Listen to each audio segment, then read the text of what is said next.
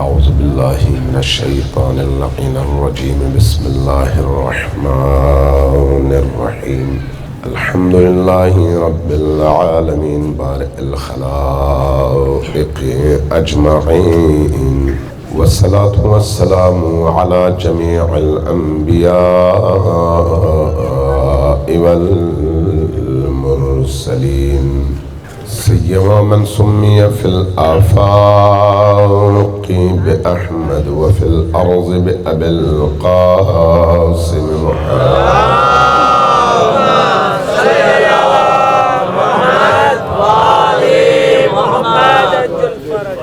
والصلاة والسلام على أولاده الطيبين الطاهرين المعصومين الميامين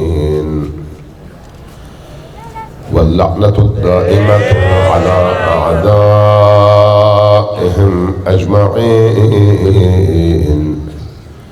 من يوم عداوتهم إلى قيام يوم الدين أما بعد فقد قال رسول الله صلى الله عليه وآله وسلم إن الحسين مصباح الهدى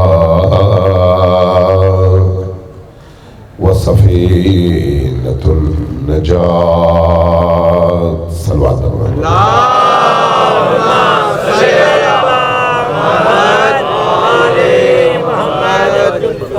مادر حسین کی خوشنودی کے لیے ذرا اونچی آواز سے صلوات دیں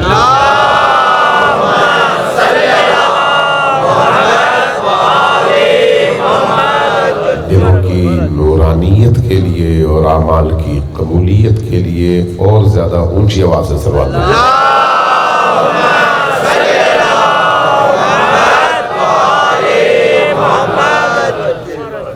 اشرار اور دشمنوں کی تباہی اور ان کے شر سے مؤمنین اور عزاداروں کی حفاظت کے لیے ایک دفعہ پھر اونچی آواز سے صلوات دیجیے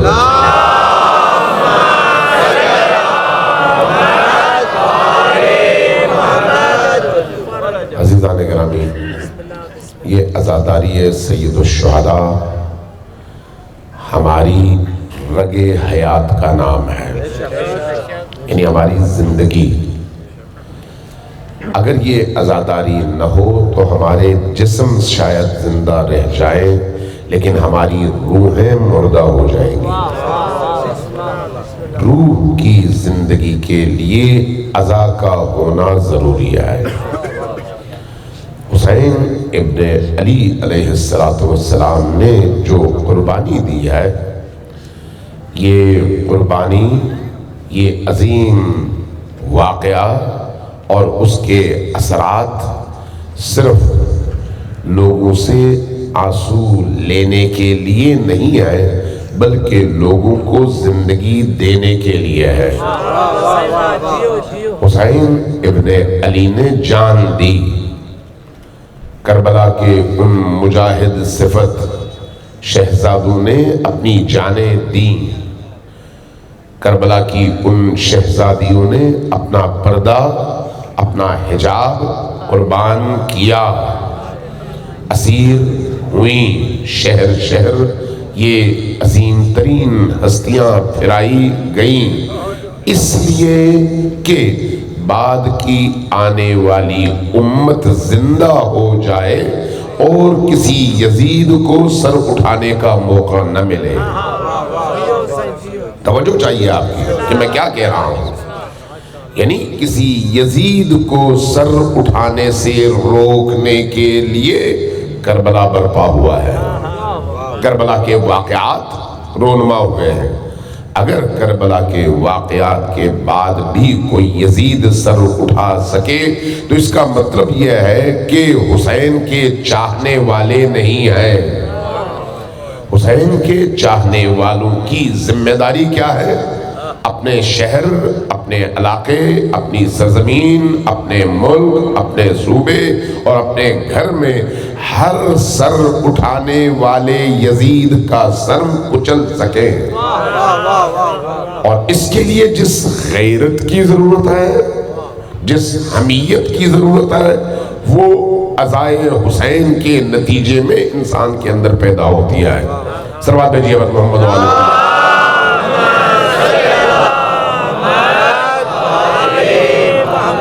جو لوگ صبح سے اب تک مختلف امور میں تھک چکے ہیں اور یہاں آ کر استراحت کرنا چاہتے ہیں، وہ بھی ذرا اونچی آواز سے صلوات بھیجیے محمد والے۔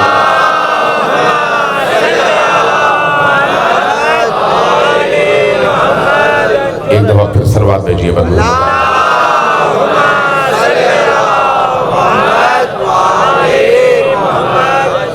عزیزان گرامی، کربلا کی یاد اس لیے ہے کہ حسین ابن علی نے ایک ایسا جملہ ارشاد فرمایا ہے کہ جو جملہ صرف 60 ہجری کے لوگوں کو مخاطب کر کے نہیں ارشاد فرمایا، چونکہ اس جملے کی تاثیر صرف ایک سال اور ایک خاص وقت کے لیے نہیں آئے، بلکہ وہ جملہ قیامت تک کے لیے آنے والے انسانوں کو حسین ابن علی کی حریت کا پیغام ہے۔ وہ کیا ہے؟ مثلی لا یبایعو مثلہ، اور طلب جملہ ہے یہ، مثلی لا یبایعو مثلہ۔ کیا مطلب ہے اس کا؟ میری طرح کا کوئی شخص یزید کی طرح کے کسی شخص کی بیعت نہیں کر سکتا۔ توجہ ہے؟ آپ سے ذرا رسپونس چاہ رہا ہوں میں، ذرا سوچئے۔ کبھی کبھی ہم سوچتے ہیں نا، امام حسین کہاں اور ہم کہاں؟ ہم کہتے ہیں جب کوئی کام ہو کہتے ہیں وہ امام حسین کا کام تھا، ہمارا تو نہیں ہے۔ جب کوئی مصیبت آئے ہم کہتے ہیں وہ امام حسین برداشت کر سکتے تھے، ہم کہاں کر سکتے ہیں۔ امام حسین ابن علی علیہ السلام نے ایسے ہر گمراہ کن فکر کا بخیہ ادھیڑ دیا ہے اور اس کی بنیادیں کاٹ دی ہیں، یہ کہہ کر کہ میری فکر کے لوگ بھی ہوں گے اور یزید کی فکر کے لوگ بھی ہوں گے۔ اس لیے فرمایا کہ جب کبھی یزید کی فکر کے لوگ سر اٹھائیں تو ان کے مقابلے میں میری فکر کے لوگوں کو اٹھنا چاہیے اور کھڑے ہونا چاہیے۔ کھڑے ہونا چاہیے۔ آپ مجھے یہ بتائیے آپ کی عمریں کتنی ہیں یہاں پر جو یہاں پر بیٹھے ہوئے؟ ایک آدھ بزرگ کے علاوہ سارے کے سارے جوان ہیں، اور بالعموم شاید 35 سال سے کم کے جوان ہیں، بالعموم جو مجھے چہرے نظر آ رہے ہیں۔ یہ جو 35 سال کے کم عمر کے جوان ہیں، آپ تک حسین کا یہ درد، حسین کا یہ پیغام کیسے پہنچا ہے؟ کبھی آپ نے سوچا کیسے پہنچا ہے؟ ایسے ہی پہنچ گیا، آپ نے چند مجلسیں اٹینڈ کر لی اور کسی نے آپ کے یہاں پر واقعات بیان کر دیے اور ختم نہیں۔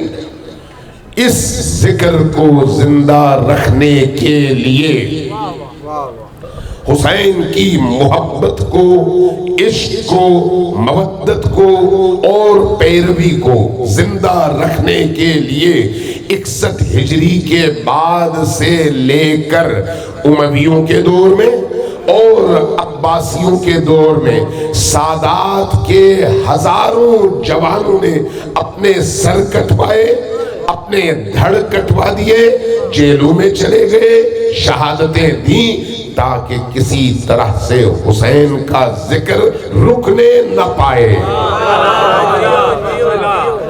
اور صرف بنی امیہ نہیں، بنی عباس کے دور میں بھی، بنی عباس کے دور میں بھی آپ ذرا سوچئے، بنی عباس جب حکومت پہ آئے، بنی امیہ اور بنی عباس دو قبیلے ہیں، آپ لوگوں کو پتا ہے۔ بنی عباس یعنی بنی امیہ یعنی اموی خاندان، اموی خاندانوں کی حکومت کے خلاف جن لوگوں نے تحریک چلائی وہ کون ہے؟ وہ بنو عباس ہیں۔ اور بنو عباس نے کیا کہہ کر تحریک چلائی؟ ایک دن نبی کریم حضرت عباس کے ساتھ تھے۔ روایات میں آیا ہے کہ حضرت عباس کو مخاطب کر کے کہا گیا چچا جان وہ کیسا وقت ہوگا جب آپ کے بچے میرے بچوں کو قتل کریں گے؟ حضرت عباس نے دیکھا اور کہا کہ یا رسول اللہ کیا ایسا بھی ہوگا؟ عرض کیا ہاں ایسا ہوگا، ایک وقت آئے گا جب آپ کے بچے میرے بچوں کو قتل کریں گے، ذبح کریں گے اور ان کو نیست و نابود کریں گے۔ کہا پھر آپ اجازت دیجئے میں اپنے آپ کو بانجھ عقیم کر لوں تاکہ میری کوئی اولاد ہی نہ ہو، میری کوئی اولاد ہی نہ ہو۔ فرمایا کہ نہیں، اللہ نے تقدیر میں لکھ دیا ہے کہ انہی قربانیوں کے ذریعے سے میری اولاد کے پاکیزہ خون کے بہنے سے دین معاشرے کے اندر تا قیامت زندہ ہو جائے گا۔ اب آپ دیکھیے بنی عباس اٹھے، ان کا نعرہ یہ تھا کہ ہم حکومت اور خلافت واپس آل محمد کو دلوانا چاہتے ہیں۔ ان کا نعرہ یہ تھا، چونکہ معاشرے کے اندر لوگوں کے اندر آل محمد کی محبت زندہ تھی اور اس زندہ محبت کو زندہ رکھنے میں کربلا اور کربلا کے بعد والوں کی قربانیوں اور خون کا رول تھا۔ یعنی کوئی دور ایسا نہیں گزرا جب خون نہ گرے، کوئی دور ایسا نہیں گزرا جس میں آل محمد کا اور آل محمد کے چاہنے والوں کا قتل عام نہ ہو۔ کوئی دور ایسا نہیں گزرا جب آپ آل محمد کے دین کو آسانی کے ساتھ بیان کر سکیں۔ جہاں آپ نے بیان کیا وہیں پر آپ کی گردن اڑا دی گئی، امیوں کے اپنے دور میں بھی اور امویوں کے ادوار کے بعد بھی آل محمد پر سختیاں ہمیشہ رہیں۔ کیوں رہیں؟ دین کے دفاع کے جرم میں۔ اگر میں آپ سے ایک سمپل سا سوال کرتا ہوں، اگر کوئی شخص گھر بیٹھ کر صبح سے شام تک نمازیں پڑھتا رہے، روزے رکھتا رہے، دعائیں کرتا رہے، قرآن پڑھتا رہے، تو مجھے یہ بتائیں کہ کسی یزید کو اس سے کوئی خطرہ ہے یا نہیں ہے؟ پوچھ رہا ہوں آپ سے، جواب دیں، ہے یا نہیں ہے؟ اگر کوئی شخص صبح سے شام تک تسبیح ہاتھ میں لے کر یا اللہ کرتا رہے، کیا اس سے یزیدیت کو کوئی خطرہ ہے یا نہیں ہے یا نہیں ہے؟ اگر کوئی شخص صبح سے شام تک بیٹھ کر یا علی کرتا رہے، کیا یزیدیت کو اس سے کوئی خطرہ ہے یا نہیں ہے؟ نہیں ہے۔ اگر کوئی شخص یا حسین کرتا رہے، گھر بیٹھ کر تسبیح پڑھتا رہے اور گھر بیٹھ کر زیارت عاشورہ پڑھتا رہے لیکن معاشرے میں کھڑا نہ ہو، تو کیا کسی یزیدیت کو اس سے کوئی خطرہ ہے؟ نہیں ہے۔ تو یہ جو آپ مختلف علاقوں میں لوگوں کو دیکھتے ہیں جہاں قتل عام ہوتا ہے، جہاں ظلم سر اٹھاتا ہے، جہاں اہل البیت کے نام لیواؤں کو تکلیف میں ڈال دیا جاتا ہے، وہاں پر سمجھیے کہ ان کے نکلنے سے یزیدیت کو خطرہ لاحق ہے۔ اگر یزیدیت کو خطرہ لاحق نہ ہو تو وہ کبھی بھی حسین والوں کا خون نہ کریں، کبھی خودکش حملے نہ کریں، کبھی ٹارگٹ کلنگ نہ کریں۔ یہ جو ٹارگٹ کلنگ ہوتی ہے، خودکش حملے ہوتے ہیں، بم دھماکے ہوتے ہیں، ہم نے اسی پاکستان کے اندر ایک لمبے عرصے تک اس کو سہا ہے۔ کیوں سہا ہے؟ اس لیے کہ حسین کا نام لے کر جب آپ معاشرے میں اٹھتے ہیں تو گویا لوگوں کو بتا رہے ہوتے ہیں کہ ہم منتقم خون حسین ہیں، ہمارے ہاتھ میں طاقت آئے تو ہم یزیدیت کا سر اسی طرح کچلیں گے جس طرح سانپ کا سر کچلا جاتا ہے۔ اس لیے یہ جو عزاداری ہے آپ کو شجاعت سکھاتی ہے، توجہ چاہیے آپ کی کہ یہ جو عزاداری ہے آپ کو بہادری سکھاتی ہے، یہ جو عزاداری ہے مصیبتوں کے مقابلے میں کھڑے ہونا سکھاتی ہے، یہ جو عزاداری ہے دشمنوں کے مقابلے میں صف آرا ہونا سکھاتی ہے۔ کسی علاقے میں کوئی چھوٹا سا واقعہ ہو جائے سارے لوگ چیخ پڑتے ہیں کہ ہمارے ساتھ یہ ہوا، ایف آئی آر کٹ گئی، ہمارے ساتھ یہ ہوا، حملہ ہو گیا، ہمارے ساتھ یہ ہوا، کوئی ہماری مدد کو آئے۔ عزیزان محترم، جو حسین کی راہ میں نکلتا ہے وہ حسین پر اعتماد کر کے نکلتا ہے، لوگوں پر نہیں۔ توجہ ہے؟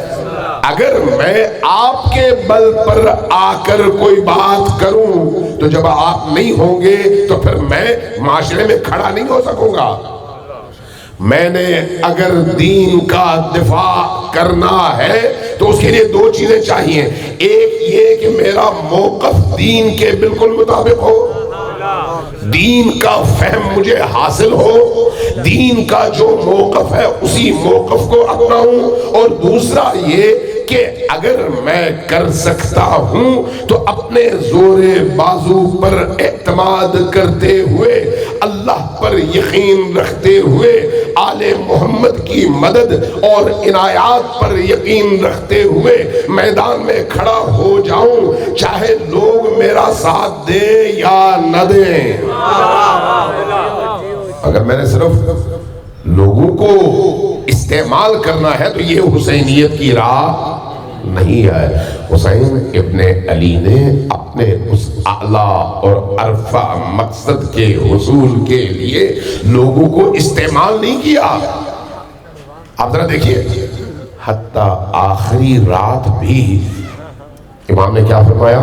لوگوں چلے جاؤ، میں اکیلا ظلم کے مقابلے میں کافی ہوں، تم لوگ چلے جاؤ۔ کیا مطلب ہے اس کا؟ امام حسین ہمیں شعور دینا چاہتے تھے کہ میدان میں اگر کھڑے ہو جاؤ تو پھر ظلم کی آنکھوں میں آنکھیں ڈال کر کھڑے ہونے کی طاقت خود میں پیدا کرو۔ ایسا نہ ہو کہ ٹانگیں لرز رہی ہو اور کسی چھوٹے سے واقعے سے پریشان ہو جاؤ اور اس پریشانی کی وجہ سے میدان چھوڑنے پر تیار ہو جاؤ۔ نہیں، تمہاری جان کم ہے، اسلام کی قیمت زیادہ ہے۔ صلوات بھیجیے بر محمد و آل محمد۔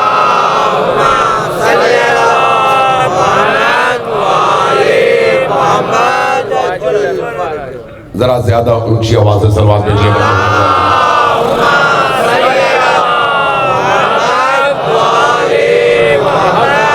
مقدمتاً عزیزان کرام چند نکتے میں ضرور عرض کروں آپ کی خدمت میں آج، کیونکہ گزشتہ ان مجالس میں، گزشتہ راتوں میں ساری حدیث، قرآن اور تاریخ کے حوالے سے گفتگو ہوئی، لیکن جو معاصر آج کے مسائل ہیں ان پر بالعموم گفتگو نہیں ہو پائی، چونکہ ٹائم کم، مطالب زیادہ، اور مطالب بھی ایسے جن پر غور و فکر کی ضرورت ہے، لہٰذا موقع ہی نہیں مل سکا۔ ذرا غور کیجئے گا، حسینیت ماضی کی یاد کو زندہ رکھتے ہوئے مستقبل کی تعمیر کا نام ہے۔ توجہ دیا آپ نے، میں نے کیا عرض کیا؟ حسینیت 61 ہجری کو سامنے رکھتے ہوئے پوری دنیا کے اندر آل محمد کی حکومت قائم کرنے کی جد و جہد کا نام ہے۔ تشیع کی آئیڈیالوجی کیا ہے؟ پورے عالم پر ائمہ کی حکومت، یہ ہے یا نہیں؟ یہ اللہ کا وعدہ ہے، اللہ کا وعدہ ہے۔ جب اللہ کا وعدہ ہے تو اللہ یہ کام کیسے کرتا ہے؟ معجزے کے ذریعے سے نہیں، اگر اللہ نے معجزے کے ذریعے سے بزور طاقت اور بزور قدرت کرنا ہوتا تو مجھے یہ بتائیں کائنات میں کوئی ایک مشرک ہوتا یا نہ ہوتا؟ نہیں ہوتا نا۔ ایک اشارے سے سب کو موحد بنا دیتا، سب کو مسلمان بنا دیتا، سب کو اللہ کا محبوب بندہ بنا دیتا، سب کو فرشتوں کی طرح سے بنا دیتا۔ لیکن اللہ تبارک و تعالیٰ نے پہلا جو انسان اس زمین پر بھیجا اس کو ہادی بنا کر بھیجا، تاکہ دنیا کو پتا چلے کہ کائنات میں جو نسل آگے بڑھے گی اس کو سب سے پہلے ہادی کی ضرورت ہے، اور ہادی جبر نہیں کرتا، عقل کھولتا ہے، عقل کھولتا ہے۔ اس لیے 1,24,000 انبیاء آئے، لیکن ہر نبی اپنے دور میں مختلف مشکلات کا شکار بھی رہے۔ اللہ ان مشکلات کے مقابلے میں ان انبیاء کو حوصلہ بھی دیتا رہا، کہتا رہا میں تمہارے ساتھ ہوں، تم جد و جہد کرو۔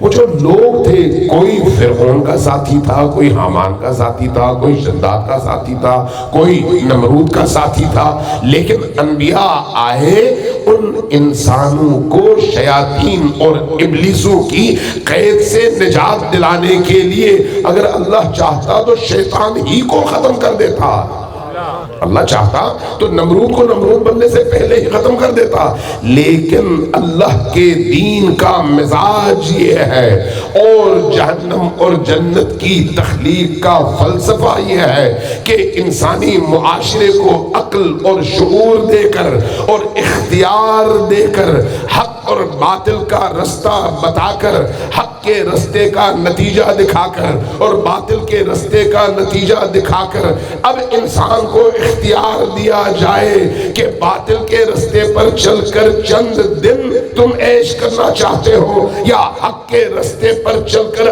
ابدی طور پر اللہ کی بارگاہ میں سرخرو ہونا چاہتے ہو۔ اللہ نے عقل کے رستے کھولے۔ یہی وجہ ہے کہ اللہ نے اپنے مقرب ترین بندوں کو، انبیاء کو، اولیاء کو، ائمہ کو، حسین ابن علی جیسی ہستی کو، آپ ذرا سوچئے اللہ کی بارگاہ میں حسین سے زیادہ عزیز کون ہوگا؟ لیکن اس عزیز ترین ہستی کو بدترین انداز میں کربلا میں جام شہادت نوش کروا کر ہمیں یہ بتایا کہ دین اتنا قیمتی ہے کہ حسین جیسی ہستی اس دین پر یوں قربان ہو سکتی ہے، اور جب ہو جائے تو اپنی پیشانی زمین پر رکھ کر سجدہ شکر بجا لاتی ہے۔ ہم کون ہیں؟ اسی حسین کے پیروکار۔ ہم کون ہیں؟ اسی حسین کے ماننے والے۔ تو پھر کربلا کا مطلب کیا ہے؟ وہ جو روح حسین ہے، اس روح حسین کو زندہ رکھنا، اپنی صفوں میں، اپنے گھروں میں، اپنے بچوں میں، اپنے اداروں میں، اپنی گلیوں میں، اپنے قبیلے میں، اپنی بستی میں، اپنے شہر میں روح حسین کو زندہ کرنا۔ اور یہی سب سے بڑا فریضہ ہے۔ اگر روح کربلا زندہ ہو جائے تو شیعہ اور سنی کے درمیان تفریق ختم ہو جائے گی۔ روح کربلا اگر زندہ ہو تو معاشرے کے اندر حمیت پیدا ہوگی، شجاعت پیدا ہوگی۔ اس حمیت اور شجاعت کے نتیجے میں معاشرے کے اندر کوئی مسلمان ہو یا غیر مسلم، سب اٹھیں گے حق کے دفاع کے لیے اور ظلم کے مقابلے کے لیے۔ حسین ابن علی کا قیام کس لیے ہے؟ ظلم کے خاتمے کے لیے۔ حسین کو چاہنے والوں کی زندگی کا ہدف کیا ہونا چاہیے؟ ظلم کا خاتمہ۔ وہ ظلم اپنے آپ سے شروع ہوتا ہے کہ میں خود ظلم نہ کروں اور دوسرے کو بھی ظلم نہ کرنے دوں۔ جب میں اتنا مؤثر ہوں گا کسی معاشرے کے اندر کہ کسی کو میں ظلم سے روک سکوں تو پھر ظالموں کی آنکھیں کھلیں گی اور وہ اس مدافع مظلوم کو، یعنی مظلوم کے مدافع انسان کو ختم کرنے اور محدود کرنے کی کوشش شروع کر دے گا۔ یہی کچھ ہم نے پاکستان کی اس تاریخ میں دیکھا. اس لیے عزاداری سید الشہداء آزادی کی فکر، آزادی کی روح ہے، اور عزاداری سید الشہداء جہاں پر ہوگی وہاں پر ظلم کے خاتمے کی تحریک بھی ضرور ہوگی. اگر عزاداری ہو لیکن ظلم کے خاتمے کے لیے ہم اٹھ نہ سکیں تو پھر وہ عزاداری سید الشہداء کی عزاداری نہیں ہے، سید الشہداء کی نہیں ہے. سید الشہداء کی عزاداری حریت سکھاتی ہے، بہادری سکھاتی ہے، ثابت قدم ہونا سکھاتی ہے، میدان میں کھڑے ہونا سکھاتی ہے، چاہے اکیلے ہی کیوں نہ رہ جاؤ. چونکہ کربلا میں حسین ابن علی نے یہ ثابت کیا، اکیلا حسین، لیکن ظلم کے مقابلے میں خاموشی نہیں، گردن جھکانا نہیں، ہر صورت میں ظلم کی آنکھوں میں آنکھیں ڈال کر کھڑے ہونا اور مقابلہ کرنا. صلوات بھیجیے بر محمد وآلہ.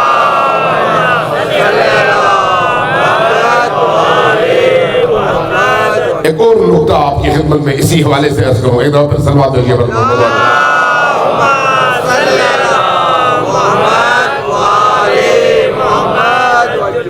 عزیزان گرامی، کل آپ نے ایک واقعہ سنا سکھر کے حوالے سے کہ کسی نے دیوار پر خلیفہ ثانی کے حوالے سے نازیبا الفاظ لکھے اور اس کے بعد ایک فساد پیدا ہوا. آپ نے سنا ہوگا، اور نیٹ بھی بند ہو گیا، سارے ٹیلی فون بھی انہوں نے بند کر دیے، پھر سنا کہ رستے بھی بند ہوئے. یہ سب کچھ کیوں ہوتا ہے؟ سوال ہے کیوں ہوتا ہے. میرا ایک سوال ہے سمپل سا، یہ جو ایام ہے، یہ جو ایام محرم کے ایام میں شیعہ جوان، شیعہ بوڑھا اور شیعہ خواتین، ان کی سب سے بڑی آرزو کیا ہوتی ہے؟ مجلس کا انعقاد، عزاداری سید الشہداء کا انعقاد، اور کسی طرح سے عزائے سید الشہداء کے پیغام کو دوسروں تک پہنچانا. تو کیا کسی کو اتنی فرصت ملتی ہے کہ وہ کسی کی توہین کے لیے اٹھ کھڑا ہو؟ کیا توہین کے لیے یہی موقع رکھا ہوا ہے؟ نہیں. تو پھر کیا ہے؟ جن لوگوں کو ذکر حسین سے پیٹ میں مروڑ اٹھتے ہیں اور بہانہ نہیں ملتا، وہ خود ایسی حرکتوں کے ذریعے سے تشیع کو بدنام کرنے کی کوشش کرتے ہیں اور فتنہ پھیلاتے ہیں. فتنہ ہی ہے، فتنہ ہے. ایسے فتنے کی اجازت نہ نبی کریم دیتے ہیں، نہ اہل البیت نے دیا ہے، نہ ہمارے فقہا مجتہدین نے دیا ہے، نہ ہمارے علماء دیتے ہیں، نہ ہمارا ضمیر گوارا کرتا ہے. جب ہمارے پاس پاکوں کی اتنی لمبی فہرست اور داستان موجود ہے تو ہمیں ادھر اور ادھر جانے کی ضرورت ہے ہی نہیں.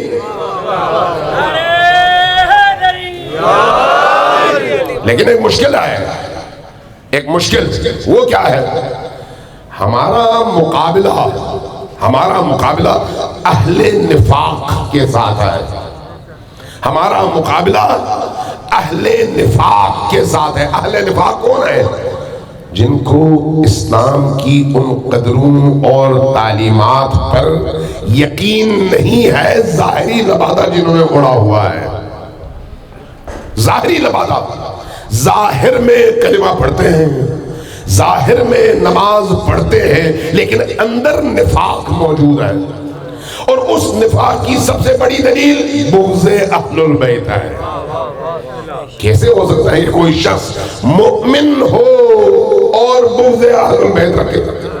کیسے ہو سکتا ہے؟ اہل البیت کا بغض اور ایمان ایک دل میں جمع کیسے ہو سکتے ہیں؟ اہل البیت کا بغض نجاست ہے، ایمان طہارت ہے. اگر ایک ظرف اور برتن کے اندر ان دونوں کو جمع کر دو تو ایمان نہیں رہتا. توجہ دی آپ نے میں کیا عرض کیا؟ آب زمزم لے آئے مکہ سے، ایک برتن میں رکھ دیں. اگر 10 لیٹر کا برتن ہو اور آب زمزم بھرا ہوا ہو، اس میں ایک قطرہ نجاست کا ڈال دیں تو آب زمزم نہیں رہتا. بات سمجھ آ رہی ہے؟ آب زمزم نہیں رہتا. اگر آپ نماز پڑھ لیں، روزہ رکھ لیں، حج کر لیں، جہاد کر لیں اور شب و روز اللہ اللہ کرتے رہے، آپ کے دل میں اگر ذرہ برابر بھی اہل البیت کا بغض پیدا ہوتا ہے تو یہ وہ نجاست ہے جو شیطان جیسے ابلیس کی 6000 سال کی عبادتوں کو بھی تہس نہس کر کے رکھ دیتا ہے. آپ کس کھیت کی مولیاں ہیں؟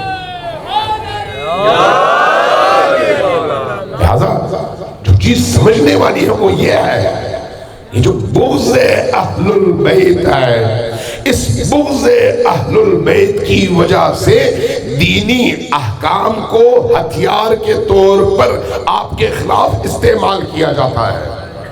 میں توجہ دلانا چاہ رہا ہوں جتنے بھی یہاں پر شیعہ سنی موجود ہیں، ذرا عقل کھول کر، عقل کے دریچے کھول کر سوچئے. شیعہ سنی اسلام کے دو بازو ہیں، دو بازو ہیں، اور ان کو ساتھ میں رہنا ہے. پوری تاریخ میں یہ ساتھ میں رہے. ناصبیوں کی میں بات نہیں کرتا، چونکہ جس کے دل میں اہل البیت کی مودت اور محبت ہوگی وہ ناصبی نہیں ہو سکتا. کوئی مسلمان دنیا میں ایسا ہے جو نماز کا انکار کرے؟ ہے کوئی؟ پوچھ رہا ہوں آپ سے، خاموش بیٹھے ہوئے. کوئی مسلمان نماز کا انکار نہیں کر سکتا. نماز میں سے اگر کوئی رکوع کم کر دے، نماز ہوتی ہے؟ نہیں ہوتی. ایک سجدہ کم کر دے جان بوجھ کر، نماز ہوتی ہے؟ نہیں ہوتی. اگر تکبیرۃ الاحرام چھوڑ دے، کیا نماز ہوتی ہے؟ نہیں ہوتی. تو اسی نماز میں فرض ہے کہ آپ محمد و آل محمد پر درود بھی بھیجیں. اسی نماز کا حصہ ہے یہ. کیسے ہو سکتا ہے کہ کوئی شخص نماز میں نبی اور آل نبی پر درود بھیجے، نماز سے باہر نکل کر ان سے جنگ لڑے؟ کیسے ہو سکتا ہے؟ اس کا مطلب یہ ہے کہ جب نفاق دل میں آئے تو ایسا ممکن ہے، لیکن اگر ایمان کی حرارت ہو تو ایسا ممکن نہیں ہے. اب ذرا دیکھیے، آپ کی عزاداری کو روکنے کے لیے پہلے کلاشنکوف استعمال ہوئے. جو یہاں پر بزرگ موجود ہیں ان کو یاد ہوگا، مجلس کی عزاداری کی محافل اور مجالس میں کلاشنکوف بردار آتے تھے، فائرنگ کرتے تھے اور بہت ساروں کو شہید کر دیتے تھے. پھر اس خدمت دین نے ترقی کی. یہ دین کی خدمت تھی نا، دین کی اس خدمت نے ترقی کی، اور اس کے نتیجے میں پھر بم تیار ہوئے. مختلف جگہوں میں بم رکھ دو اور عزادار جب آئے تو پھٹ جائیں. اور زیادہ دین کی خدمت میں ترقی ہوئی. ایک عرصہ گزر گیا، پھر اس کے بعد مزید ترقی ہوئی. اب اپنے بچوں کو تیار کر کے بم پہنا دو اور عزاداری کی مجالس میں بھیج دو، وہ پھٹے اور باقیوں کو شہید کر دیں. دین نے اور زیادہ ترقی کی. یہ سب کچھ دین کے نام پر ہوا، لیکن کیا دین نے اجازت دی؟ اگر اسی فرقے کے کسی ایک مولانا سے کوئی حلال زادہ ہو، کسی ایک مولانا سے آپ پوچھ لیں کہ بھئی یہ بتاؤ یہ جو خودکش حملہ ہے یہ حرام ہے یا حلال، فوراً کہے گا حرام ہے، فوراً کہے گا حرام ہے. لیکن جنہوں نے خودکش حملہ کیا اس کی حمایت سے 1 انچ پیچھے نہیں ہٹے گا. یہ دین ہے یا بے دینی؟ اگر دین ہے تو دین نے تو حرام کیا تھا، آپ نے کیسے جائز کر دیا؟ اور اگر یہ بے دینی ہے تو پھر دین کے لبادے میں کیوں؟ اسی کو نفاق کہتے ہیں، اسی کو نفاق کہتے ہیں. اب کوئی شیعہ ہو یا سنی ہو فرق نہیں پڑتا، گالی دینا حرام ہے، گالی دینا حرام ہے، توہین کرنا حرام ہے.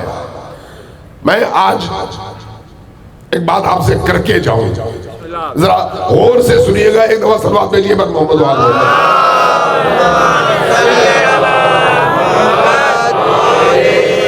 پیچھے جگہ ختم ہو گئی ہے. جو لوگ درمیان میں جگہ ہے، تھوڑا تھوڑا آگے آئیں تاکہ پیچھے سے آنے والوں کو جگہ مل سکے. صلوات بھیجیے بر محمد و آل محمد.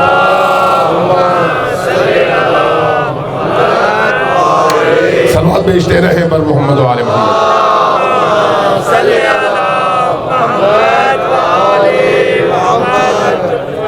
ایک دفعہ پھر صلوات بھیجیے بر محمد و آل محمد.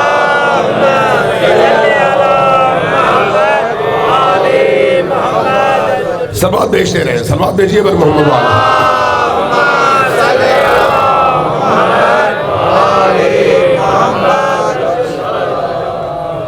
دیکھیے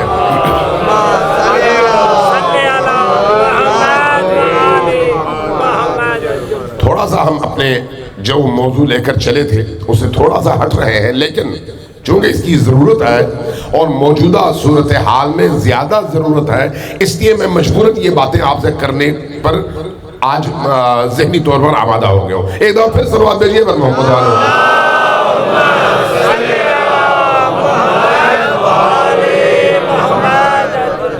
مکتب اہل البیت میں فروعات دین 10 ہیں. ایسا ہے یا نہیں؟ کون کون سے ہیں؟ نماز، روزہ، زکوٰۃ، حج، خمس، آگے امر بالجہاد، آگے امر بالمعروف، آگے نہی عن المنکر، آگے تولا، آگے تبرع. ایسا ہی ہے، 10 چیزیں ہیں. نماز فرض ہے یا نہیں ہے؟ روزہ فرض ہے یا نہیں؟ جس طرح نماز اور روزہ فرض ہے اسی طرح سے تولا اور تبرع بھی فرض ہے. سمجھانا چاہ رہا ہوں، غور سے سمجھیے. جس طرح سے نماز اور روزہ فرض ہے اسی طرح سے تولا اور تبرع بھی فرض ہے.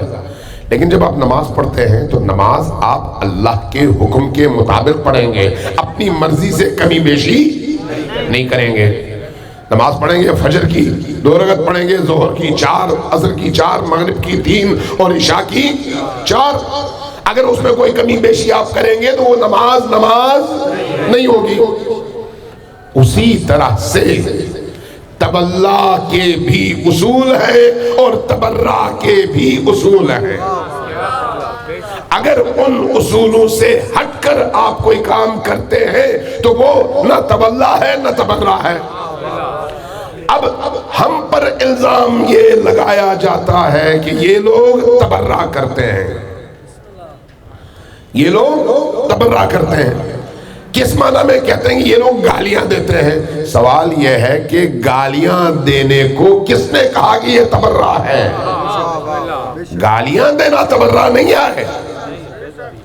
تبرع کا مطلب گالی دینا نہیں ہے اور گالی تبرع نہیں ہے. دونوں میں آسمان زمین کا فرق ہے. تبرع واجب اور فرض ہے اور گالی حرام اور قابل تعزیر سزا ہے. 2 الگ الگ چیزیں ہیں. یہ بات سمجھانے کی اور سمجھنے کی ہے. اب تبرع کیا ہے؟ تبرع کیا ہے اور تولا کیا ہے؟ چونکہ تولا اور تبرع دونوں آپس میں جڑے ہوئے ہیں، دونوں کا ایک دوسرے کے ساتھ گہرا تعلق ہے. تبرع اور تولا اور تبرع کیا ہے؟ جب ایک غیر مسلم، توجہ چاہیے، آپ کی توجہ ہے، پیچھے تک توجہ ہے، اور سے سنیے. جب ایک غیر مسلم آ کر لا الہ الا اللہ پڑھتا ہے، ایک غیر مسلم آ کر لا الہ الا اللہ پڑھتا ہے تو اسی لا الہ الا اللہ میں 2 حصے ہیں، ایک تولا ہے ایک تبرع ہے. لا الہ تبرع ہے اور الا اللہ تولا ہے. لا الہ یعنی میں کسی اور خدا کو نہیں مانتا، یہ تبرع ہے. الا اللہ یعنی میں صرف اللہ کو مانتا ہوں، یہ تولا ہے. تو اسلام کے آغاز اور اسلام کی ابتدا آپ تولا اور تبرع سے کرتے ہیں. یہ تولا اور تبرع ہے.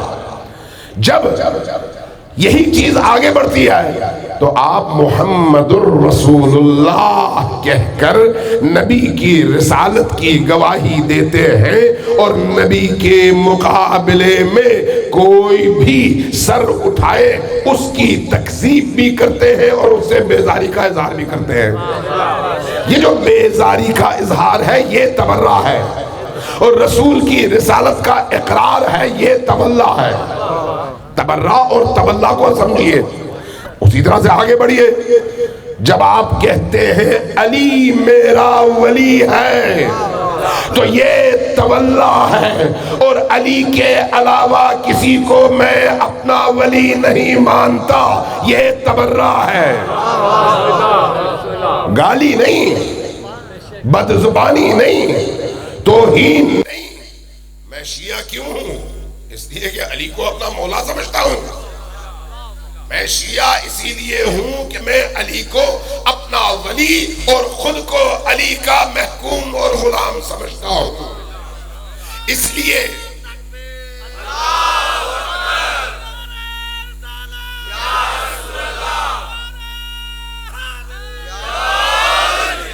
ایک دفعہ پھر صلوات بھیجیے پر محمد و آل محمد۔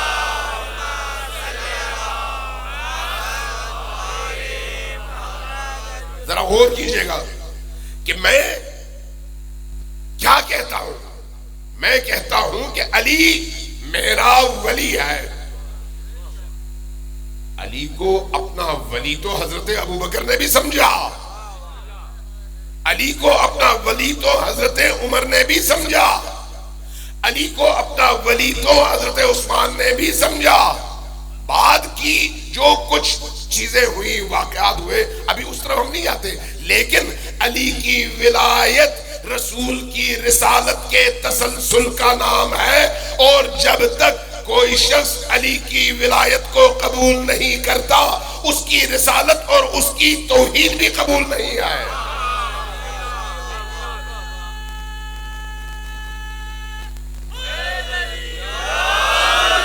اگر توحید قبول کروانی ہے، اگر توحید قبول کروانی ہے تو پھر علی کی ولایت کو قبول کرنا پڑے گا۔ یہی تولا ہے، تولا اس کا نام ہے۔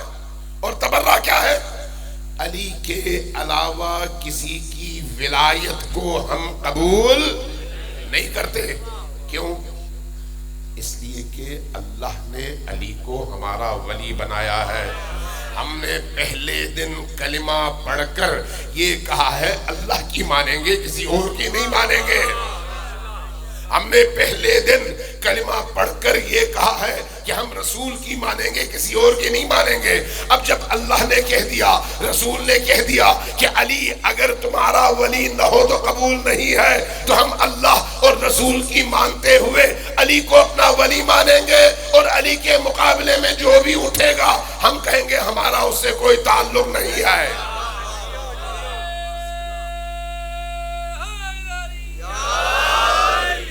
گالی نہیں، فحاشی نہیں، فحش زبان نہیں، اس لیے کہ فحش زبان یہ اہل البیت کا طریقہ نہیں ہے۔ انہوں نے ادب سکھایا ہے، انہوں نے پاکیزگی سکھائی ہے۔ لہذا جب میں علی کی ولایت کا اقرار کرتا ہوں تو میں شیعہ ہوں، اور شیعہ ہونے کے لیے علی کی ولایت کے اقرار کے ساتھ اگر کوئی اس ولایت میں علی کے مقابلے میں کھڑا ہو کر کہے کہ میری مانو، تو ہم کہتے ہیں کہ ہم کسی اور کی نہیں مانتے۔ یہ تبرہ ہے، یہ تبرہ ہے۔ اب مجھے بتائیے اس میں کہاں پر گالی ہے؟ اس میں بتائیے کہاں پر توہین ہے؟ نہ توہین نہ گالی۔ یہ جو بعض احمق لوگ، بعض جاہل لوگ حرکتیں کرتے ہیں، ان حرکتوں کا مکتب تشیع اور مکتب اہل البیت سے کوئی تعلق نہیں ہے۔ کیوں؟ اگر کوئی شخص حاجی ہو، کسی مدرسے میں پڑھاتا بھی ہو، اور باہر جا کر کوئی بدکاری کرے، تو کیا آپ یہ کہتے ہیں کہ اس بدکار کے مکتب اور دین میں یہ بدکاری جائز ہے؟ نہیں، اس وقت تو آپ نہیں کہتے، اس وقت آپ فوراً کہتے کہ یہ اس کا ذاتی فعل ہے. جب ذاتی فعل ہے تو پھر مکتب کو نشانہ نہیں بنایا جا سکتا، اس کا ذاتی فعل ہے. اور ہر مدرسے میں ایسی بدکاریاں آپ کو نظر آتی ہیں. ہمارا مکتب اس لحاظ سے پاکیزہ ترین مکتب ہے، اس لیے کہ ہمارے پیشوا پاکیزہ ترین ہے. چونکہ ہم پاکیزہ ترین پیشواؤں کے ماننے والے ہیں، اس لیے ہم ایسی حرکت نہ کر سکتے ہیں اور نہ اجازت دے سکتے ہیں. بات واضح ہو گئی تولا اور تبرع کی، کوئی ابہام تو نہیں ہے. اب ذرا غور کیجئے گا، ذرا غور کیجئے گا. 40 سالوں سے مکتب تشیع پر حملے ہوتے تھے کہ یہ جو جلوس ہیں یہ بدعت ہے اور بدعت حرام ہے. تھا یا نہیں؟ تھا یا نہیں؟ آپ نے کئی جلوسوں پر حملے دیکھے یا نہیں؟ وہ حملے کیوں ہوتے تھے؟ کہ یہ بدعت ہے اور بدعت کفر ہے، اس کو ہم روکنا چاہتے ہیں. ایسا ہی تھا. آپ کی سبیلوں پر حملے ہوتے رہے، ہینڈ گرنیڈ چلتے رہے، بم دھماکے ہوتے رہے، لوگ شہید ہوتے رہے. کیوں؟ یہ بدعت ہے اور بدعت شریعت میں جائز نہیں ہے. اب اگر یہ واقعی بدعت ہے تو پھر مدح صحابہ کے نام سے جب ناصبی جلوس نکالتے ہیں تو وہ عین دین کیسے ہو جاتا ہے؟ اس کا مطلب یہ ہے کہ نہ یہ بدعت ہے نہ جو تم کر رہے ہو. اصل مسئلہ یہ ہے کہ تمہارے اندر بغض اہل البیت ہے.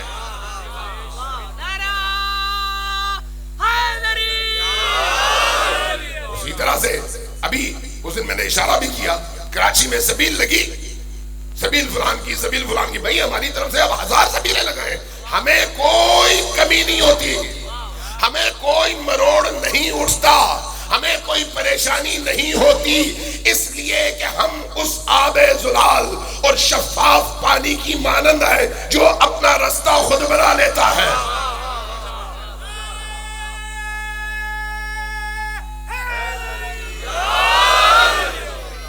اس لیے ہم ربیع الاول میں رسول کریم کی خوشیوں میں باقی تمام مسلمانوں کے ساتھ کندھے سے کندھا ملا کر شامل ہوتے ہیں، خوشیاں مناتے ہیں اور پرچم نکالتے ہیں. محرم میں باقی تمام مسلمانوں کو دعوت دیتے ہیں، اپنے ساتھ کھڑا کرتے ہیں. عزاداری میں بھی، تعزیے میں بھی، جلوسوں میں بھی، ماتم میں بھی سب اکٹھے ہوتے ہیں، چاہے شیعہ ہو چاہے سنی ہو. اگر دل میں محبت اہل البیت ہے تو تقسیم کوئی نہیں ہے،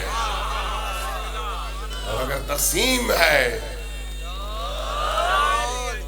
تقسیم ہے تو وہ ناصبیت اور ولایت اہل البیت کی تقسیم ہے. اگر تقسیم ہے تو وہ یہ ہے. اور ناصبیت کو کبھی بھی ہم پنپنے نہیں دیں گے، کیونکہ یہ اسلام نے ہم پر فرض کر رکھا ہے. اب کل جو سکر کا واقعہ ہوا، میں پیچھے 2-3 واقعات آپ کو بتا دوں گا. کچھ عرصہ پہلے اورکزئی ایجنسی میں کلایا ایک علاقہ ہے، وہ شیعوں کا ہے. ادھر ادھر ہمارے اہل سنت بھائی رہتے ہیں. کچھ شر پسندوں نے عین 7 اور 8 محرم میں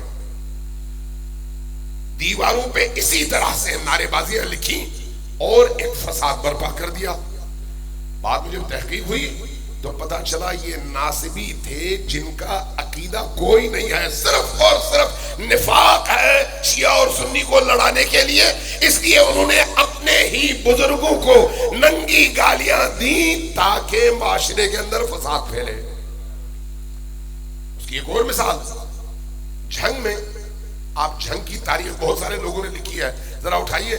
جنگ میں جب شیعہ سنی فساد کا آغاز کروایا گیا تو 8 محرم اور 7 محرم میں ایک کتے کے گلے میں رسی باندھی گئی اور اس رسی کے ساتھ ایک کارڈ باندھا گیا اور اس میں بعض صحابہ کو گالی لکھی گئی. کیوں؟ تاکہ جب یہ کتا شہر میں پھرے تو اس گلے میں بندھے ہوئے لاکٹ یا اس کارڈ کو دیکھ کر عام مسلمانوں کے جذبات بڑھ کے اور شیعہ سنی فساد شروع ہو جائے. یہ اتنی نجس قوم ہے ناصبیوں کی، یہ جو ناصبی ہے نا، ناصبی اتنی نجس قوم ہے کہ اپنے پست سیاسی اہداف کے لیے خدا کو گالی دینے سے بھی چوکتے نہیں ہیں، رسول کی توہین سے بھی چوکتے نہیں ہیں، اور صحابہ کی توہین سے بھی چوکتے نہیں ہیں۔ ہم نہیں، ہم پناہ مانگتے ہیں اللہ تبارک و تعالیٰ کی ایسی ابلیسیت سے اور ایسی شیطنت سے۔ ہم احترام کے قائل ہیں لیکن اختلاف کے ساتھ، جہاں پر ہمیں فکری اختلاف ہے وہاں پر ہم پوری طاقت کے ساتھ علم کی بنیاد پر معاشرے میں کھڑے ہو کر للکاریں گے کہ ہمیں اختلاف ہے اور اس اختلاف کی دلیل یہ ہے۔ کبھی شیطنت نہیں کریں گے، کبھی ابلیسیت نہیں دکھائیں گے، کبھی دینی اقدار کو پامال نہیں کریں گے۔ اس لیے یہ ریاست کی ذمہ داری ہے کہ ایسے شر پسند عناصر کو پکڑیں بھی، بے نقاب بھی کریں اور دنیا کو بتائیں بھی۔ اگر آپ کو یاد ہو، پنڈی میں واقعہ ہوا تھا غلام اللہ کی مسجد کے سامنے، اور کافی اس پر شور و غوغا اٹھا، ناصبیوں کو ایک موقع مل گیا اور بڑا زور لگا کہ کسی طرح سے عزاداری کا رستہ روکا جائے، بڑا زور لگایا گیا۔ جتنے ناصبی تھے، دشمنان اہل البیت تھے، دشمنان قرآن و حدیث تھے، سب کٹے ہوئے، لیکن وہ چونکہ یہ اس دریا کا نام ہے جس کے سامنے کوئی بند نہیں باندھ سکتا، لہذا وہ ناکام رہے۔ ابھی آپ نے دیکھا 2 سال پہلے جی ایچ کیو میں جب پریس کانفرنس ہوئی، اس واقعے کے مجرموں کے بارے میں گفتگو ہوئی تو کہا گیا کہ یہ وہی ناصبی تھے جو شیعہ لباس یعنی سیاہ لباس پہن کر آئے تھے تاکہ شیعوں کو بدنام کیا جائے اور شیعہ سنی لڑائی جھگڑا شروع کروا سکیں۔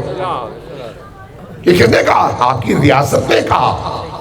بولنے والا شیعہ نہیں تھا، ادارہ شیعہ نہیں تھا، ہاں اس نے سچ کہا اور سچ اس معاشرے کے سامنے بیان کر دیا۔ ابھی آپ نے شکارپور میں بھی دیکھا جو پرسوں خودکش حملہ آور گرفتار ہوا اور اس کا خودکش جیکٹ لوگوں نے اتارا، اس کی ویڈیو آپ نے دیکھی۔ یہ کیا ہے؟ سیاہ لباس پہن کر کون؟ ناصبی، شیطان اور ابلیس کی اولاد، نطفے ناتحقیق، لیکن سیاہ لباس پہن کر تاکہ دنیا کو یہ بتا سکیں کہ یہ شیعہ ہے۔ لیکن شیعہ آگاہ ہے، بیدار ہے، شجاع ہے، معاملہ فہم ہے، وطن دوست ہے، وطن کا وفادار ہے، اپنے ملک کا وفادار ہے، اسلام کا محافظ ہے، دینی اقدار کا محافظ ہے۔ جب تک اس ملک میں آخری شیعہ ہے اس ملک کو فساد کا شکار ہونے ہم نہیں دیں گے۔ صلوات بھیجیے بر محمد وآل محمد۔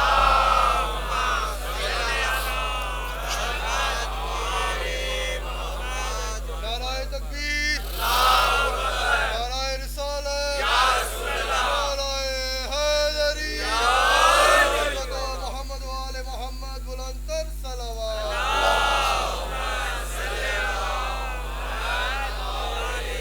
عزیزان گرامی، یہ جو کربلا ہے نا، کربلا ہم سب کو عشق کی ایک ایسی وادی میں لے کر جاتی ہے جس کی مثال آپ کو پوری دنیا میں کوئی نہیں ملتی، کوئی نہیں ملتی۔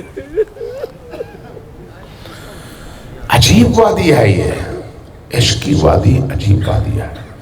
یہ جو محبت کی وادی ہے یہ عجیب وادی ہے۔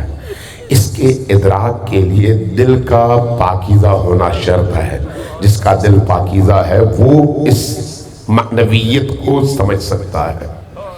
دیکھیے، کوئی بات کرتا نہیں ہے، بے ساختہ آنسو گرتے ہیں۔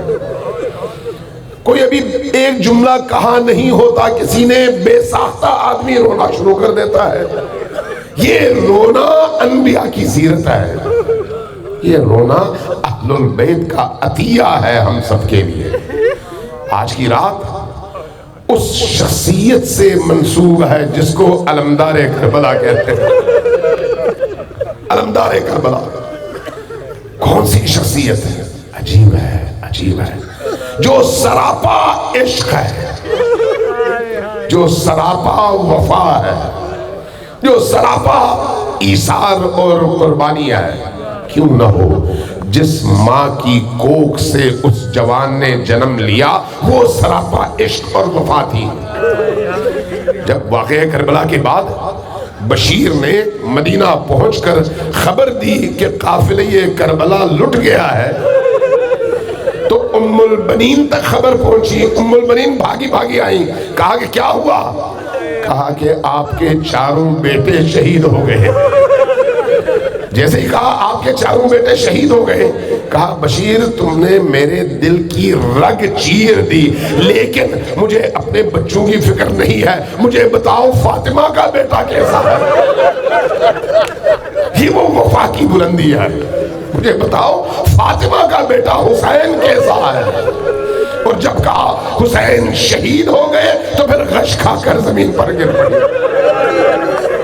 اپنے 4 بیٹوں پر نہیں، اپنے 4 بیٹے نچھاور کر دیا۔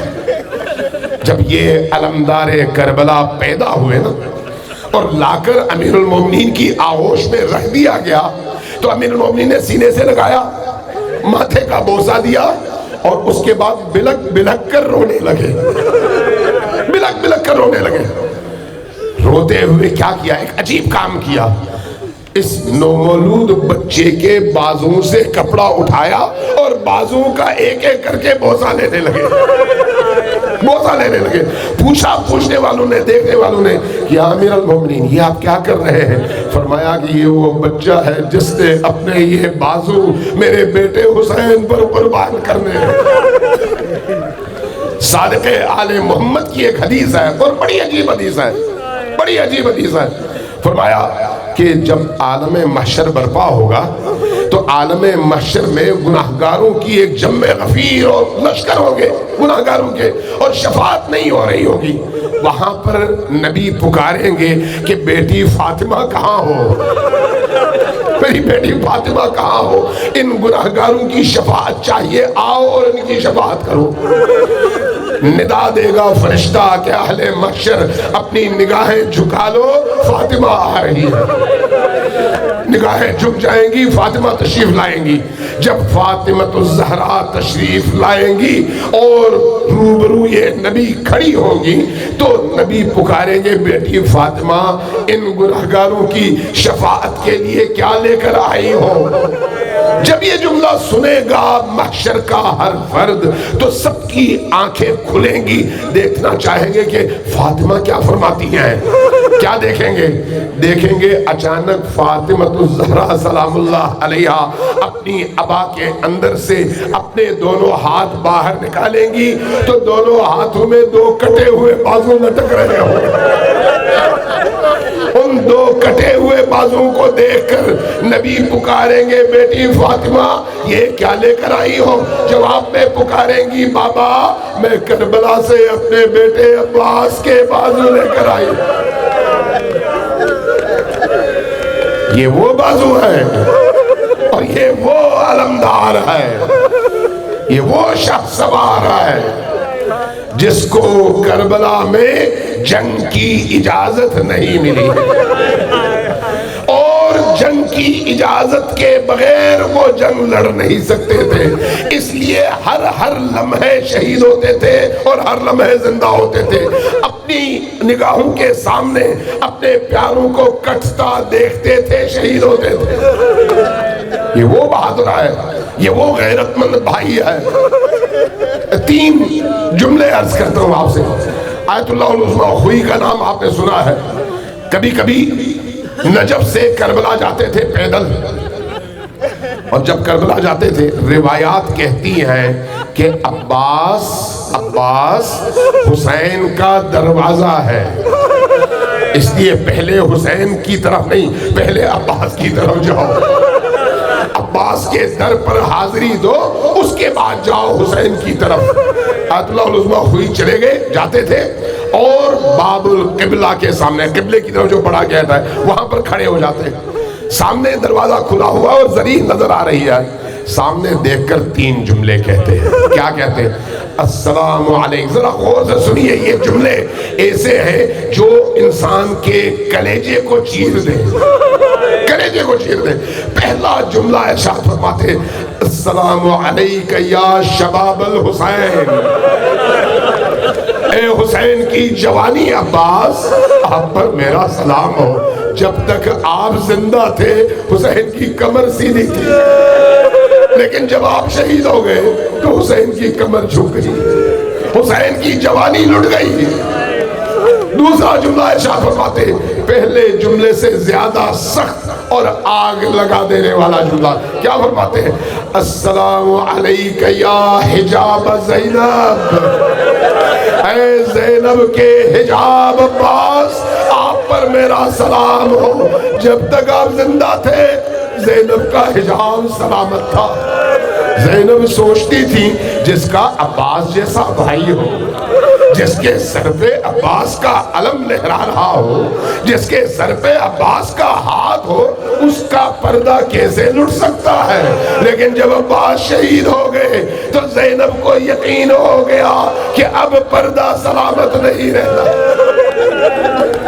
اور تیسرا جملہ فرماتے ہیں السلام علیک یا ساق السکینہ، اے سکینہ کے ساقی عباس، آپ پر میرا سلام ہو۔ کیوں سکینہ کے ساقی؟ اس لیے کہ عصر عاشور کربلا میں پانی نہیں تھا، خیمے سے العطش العطش کی آوازیں بلند ہو رہی تھی۔ ایک وقت آیا بچوں کی پیاس اپنی شدت کو پہنچ گئی، علی اصغر پیاسا تھا، سکینہ پیاسی تھی، باقی چھوٹی چھوٹی بچیاں پیاسی تھی۔ ایک ایسے مرحلے پر بچوں کی پیاس دیکھ کر حسین ابن علی نے عباس کو بلایا اور کہا کہ عباس لڑنا نہیں لیکن ذرا پانی لے کر آنا۔ ذرا خیمے میں دیکھیے کیا ہوا۔ خیمے میں سکینہ نے یہ کیا کہ جتنے بھی خیموں میں چھوٹے چھوٹے بچے اور بچیاں تھیں ان سب کو جمع کیا اور ان سے کہا کہ بچوں اب میرے چچا پانی لینے جا رہے ہیں، آؤ اپنے پانی کے کٹورے لے کر میرے خیمے میں، اس لیے کہ جب عباس آئیں گے تو سب سے پہلے پانی ہمارے خیمے میں آئے گا۔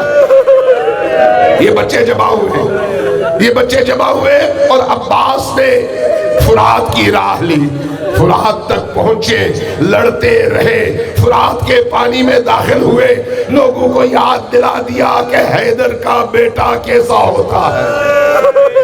فرات میں گھوڑا اترا اور مشکیزہ بھرا، پانی اٹھایا، لشکر اعداء کے سامنے دکھایا کہ دیکھ لو اب فرات پر ہمارا قبضہ ہے۔ لیکن جب پانی اٹھا کر اپنے ہونٹوں کے قریب لے آئے تو اس کے بعد دوبارہ انڈیل دیا، گرا دیا، یہ بتایا کہ حسین کے معصوم بچے پیاسے ہیں۔ عباس کی غیرت گوارا نہیں کرتی کہ عباس تو اپنی پیاس مٹائے لیکن بچے پیاسے ہوں۔ مشکیزہ لے کر باہر نکلے، ایک ہاتھ میں علم ہے، گلے میں مشکیزہ لٹکا ہوا ہے، دوسرے ہاتھ میں تلوار ہے، جہاں سے گزرتے ہیں کاٹتے ہیں اور رستہ بناتے چلے جاتے ہیں۔ لشکر اشقیاء نے دیکھا کہ اگر پانی خیام تک پہنچتا ہے تو پھر جنگ کا پانسا پلٹ جائے گا۔ عمر سعد کا جملہ نقل کیا ہے کہ اس نے اپنے ساتھیوں سے کہا کہ عباس کو روکو اور مشکیزے کو خیمے تک نہ پہنچنے دو، اگر یہ پانی پہنچ گیا اور حسین کے لب تر ہوئے تو پھر جان لو کہ تم سب کی جان چلی جائے گی۔ جیسے یہ سنا درختوں کے پیچھے ملعون کھڑے ہو گئے، جیسے ہی عباس گزرے پیچھے سے گرز مارا اور تلوار لگی، ایک بازو نیچے زمین پر گرا۔ جیسے ہی بازو گرا کیا فرمایا؟ واللہ ان قطعتم یمینی انی احامی ابدا عن دینی، چاہے تم میرا بازو کاٹ ہی دو میں حسین کو تنہا نہیں چھوڑوں گا۔ یہ کہا، آگے بڑھے اور جب آگے بڑھے دوسرے بازو پر وار ہوا، وہ بازو بھی کٹ کر زمین پر گر گیا۔ اب صورتحال یہ تھی کہ تلوار بھی نہیں ہے اور علم بھی گر چکا ہے۔ اب پانی بچانا سب سے بڑا مقصد تھا۔ پانی بچانے کے لیے جھک رہے تھے، تیروں کی بارش شروع ہوئی۔ اس پانی کے مشکیزے سے جب تیر آ کر ٹکرا گیا اور پانی بہہ گیا تو عباس کی زندگی کی امید ختم ہو گئی۔ اب جب امید ختم ہو گئی تو اب خیمے کی طرف آ رہے تھے، اپنا رخ موڑ لیا، لیکن اب ایسی صورتحال تھی کہ سارا جسم تیروں سے چھلنی تھا اور جسم کے ہر حصے میں تیر لگے ہوئے تھے۔ اس اثنا میں ایک تیر آیا، آنکھ پہ لگ گیا۔ یہ جو آنکھ پر تیر لگا، عباس کو بہت درد ہوا۔ اس درد سے نجات کے لیے تاریخ میں لکھا ہے کہ اپنے دونوں گھٹنے اوپر کیے، تیر اپنا سر جھکایا تاکہ گھٹنوں کے زور سے تیر کو کھینچ سکے۔ جھٹکا جو دیا تو خون اور آنکھ تیر کے ساتھ باہر اور خود زمین پر تشریف لے آئے۔ لیکن کیا منظر تھا کہ نہ عباس زمین پر تھے نہ زین پر تھے، تیروں کے اوپر تھے۔ اس منظر کو دیکھ کر فوراً حسین سرہانے پہنچ گئے۔ آج پہلی دفعہ عباس نے جب حسین سرہانے پہنچے اور سر عباس کو اٹھا کر اپنے گھٹنوں پہ رکھا اور عباس کی آنکھوں سے خون صاف کیا تو عباس نے حسین کے چہرے کی طرف دیکھا اور اس کے بعد کہا، بھیا حسین آپ مجھ سے راضی ہیں؟ حسین کی پوری تاریخ میں عباس نے حسین کو کبھی بھائی نہیں کہا تھا، آج کیوں بھیا کہہ رہے ہیں؟ تاریخ میں لکھا ہے، بعض روایات میں آیا ہے کہ فاطمہ الزہرا کھڑی تھی، فرمایا بیٹا عباس تمہاری قربانی اللہ قبول کرے۔ جب یہ منظر دیکھا کہ فاطمہ سلام اللہ علیہا نے عباس کو اپنا بیٹا کہا تو عباس نے حسین کو اپنا بھائی کہہ کر